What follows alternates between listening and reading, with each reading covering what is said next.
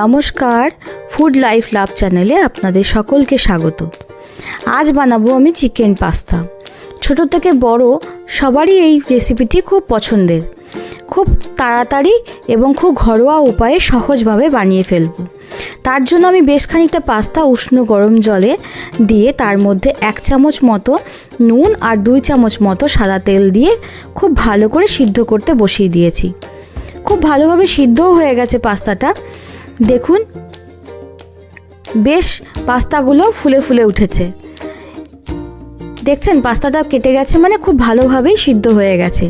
এবার আমি একটা জল ঝরানো ঝুড়িতে ঢেলে দিয়ে খুব ভালো করে জল ঝরিয়ে নেব। এদিকে 3টে টমেটো আমি সিদ্ধ করতে বসিয়ে দিচ্ছি। এই টমেটোটা দিয়ে আমি টমেটো সস বানিয়ে নেব।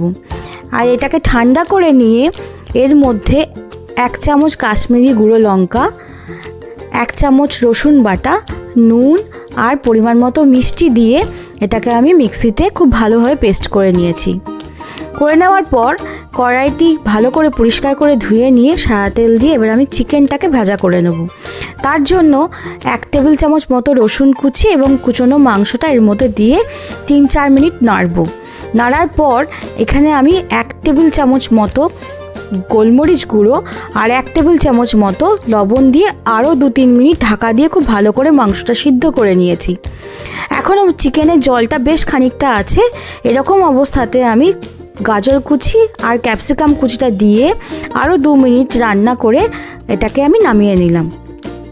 এবার এই কড়াইটায় আবারও 2 থেকে 3 চামচ মতো তেল দিয়ে আমি বসিয়ে দেব। এরপর আমি ফোড়নে দেব রসুন কুচি 3 টেবিল চামচ মতো, আর ঝালটা আপনাদের ইচ্ছা অনুযায়ী দেবেন।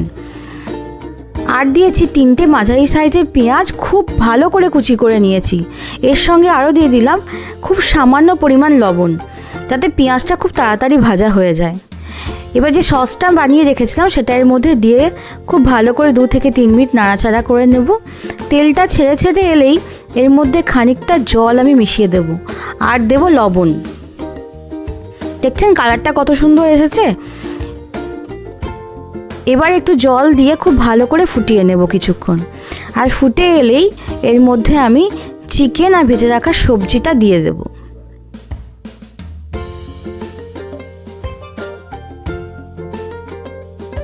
এবার আমি মাংসটাকে সসের সাথে কিছুক্ষণ খুব ভালো করে কষিয়ে নেব।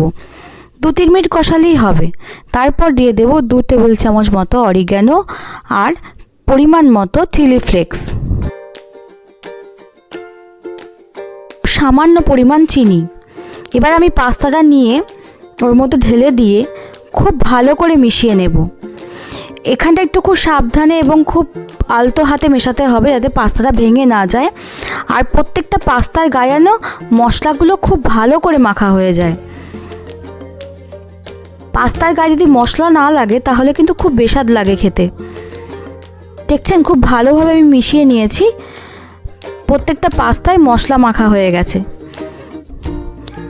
এবার আমি মটরশুঁটিটা ছাড়িয়ে রেখেছিলাম সব শেষে মটরশুঁটি এবং 3 টেবিল চামচ মতো বাটার দিয়ে খুব ভালো করে নেড়ে নিয়ে নামিয়ে দেব। আমার চিকেন পাস্তা তৈরি। যদি রেসিপিটা আপনাদের ভালো লেগে থাকে তাহলে শেয়ার এবং সাবস্ক্রাইব করতে কিন্তু ভুলবেন না। কেমন লাগলো ভিডিওটা অবশ্যই কমেন্ট করে জানাবেন। যদি কোনো ভুল ত্রুটি থাকে সেটাও আমাকে জানাবেন। যদি রেসিপিটা ভালো লেগে থাকে একটা লাইক কিন্তু অবশ্যই করে দেবেন।